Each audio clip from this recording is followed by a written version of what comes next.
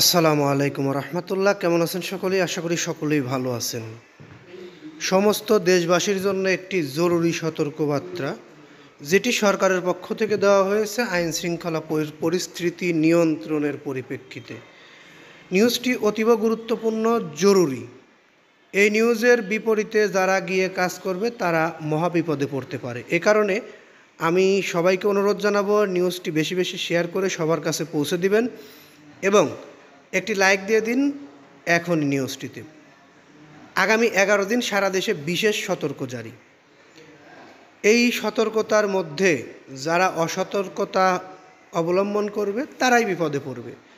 তাই বলবো, ধৈর্য সহকারে পুরো নিউজটি শুনুন। টানা 15 বছর ক্ষমতায় থাকার পর ছাত্র জনতার উত্থানে ক্ষমতাশ্রুত হয়ে প্রায় 1 বছর হতে চলল, কিন্তু এখনও প্রকাশ্যে রাজনৈতিক ময়দানে ফিরতে পারেনি আওয়ামী লীগ। অন্তর্বর্তী সরকার দলটির রাজনৈতিক কার্যক্রম নিষিদ্ধ ঘোষণা করলেও দেশ বিদেশে ছদ্মবেশে তৎপর রয়েছে সংগঠনটির নেতাকর্মীরা। তারা গোপনে একত্র হয়ে সহিংসতা বা হামলার পরিকল্পনা করতে পারে এমন আশঙ্কায় আইন শৃঙ্খলা রক্ষাকারী বাহিনী সারা দেশে বিশেষ সতর্কতা জারি করেছে।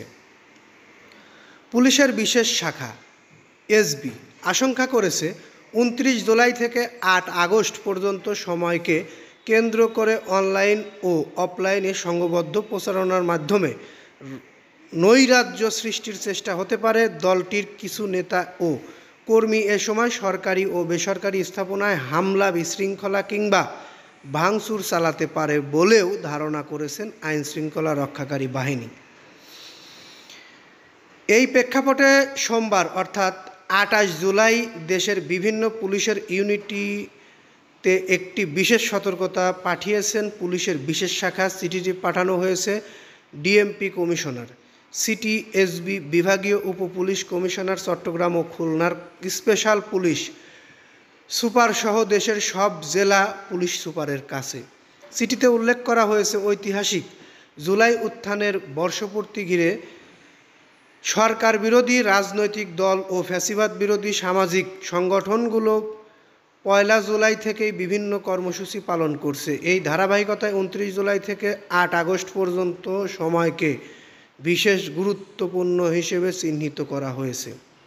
চিঠিতে বলা হয়, ওই সময়ে বিতর্কিত ফ্যাসিবাদী শক্তিগুলো দেশব্যাপী অনলাইন ও অফলাইনে উস্কানিমূলক প্রচারণা চালিয়ে নৈরাজ্য সৃষ্টি করতে পারে। পাশাপাশি ফ্যাসিবাদ বিরোধী কর্মসূচিতে বাধা দিয়ে বা উস্কানি সৃষ্টি করে আইন শৃঙ্খলা পরিস্থিতি অবনতি ঘটানোর চেষ্টাও হতে পারে। এমন পরিস্থিতিতে দেশের সকল ইউনিটকে নিজ নিজ এলাকায় রাজনৈতিক পরিস্থিতি পর্যবেক্ষণ, সন্দেহভাজন ব্যক্তি ও যানবাহনের উপর নজরদারি, সরকারি বেসরকারি স্থাপনায় নিরাপত্তা জোরদার এবং সার্ভার গোয়েন্দা কার্যক্রম তীব্র করার নির্দেশ দেওয়া হয়েছে।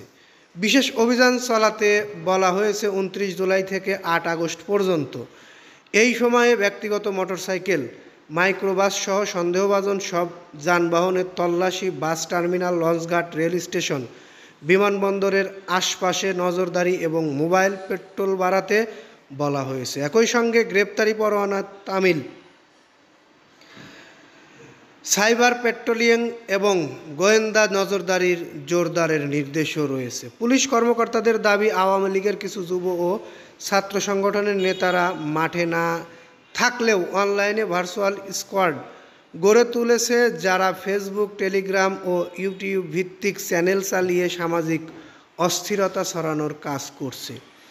এসব বিষয়ে সম্প্রতি স্বরাষ্ট্র উপদেষ্টা লেফটেন্যান্ট জেনারেল অবসরপ্রাপ্ত মোহাম্মদ জাহাঙ্গীর আলম চৌধুরী গণমাধ্যমকে বলেন, আওয়ামী লীগের দোসররা দেশকে অস্থিতিশীল করার চেষ্টা করছে। দেশ থেকে পাচার করা অর্থ ফিরিয়ে এনে রাজনৈতিক নৈরাজ্য সৃষ্টির ষড়যন্ত্র চলছে। তাদের কঠোর হাতে দমন করা হবে। যারা দেশে বিদেশে বসে পরিস্থিতি অশান্ত করার পরিকল্পনায় লিপ্ত, তাদের বিরুদ্ধে ব্যবস্থা নেওয়া হবে। আপনারা একটু সতর্ক থাকবেন। এই 8টা দিন বা 10টা দিন একটু সতর্কতা অবলম্বন করবেন, কোনো ঝামেলায় যাবেন না, তাহলে হয়তো আপনারা সাধারণ মানুষও বিপদে পড়তে পারেন। এই কারণে আমি আপনাদের জন্য এই নিউজটি তৈরি করেছি। ভালো লাগলে চ্যানেলটি সাবস্ক্রাইব করে বেল বাটন অন করে রাখবেন, তাহলে পরবর্তীতে এরকম ধরনের গুরুত্বপূর্ণ নিউজগুলো সবার আগে পেয়ে যাবেন। এই বলে এখান থেকে বিদায় নিই। আসসালামু আলাইকুম।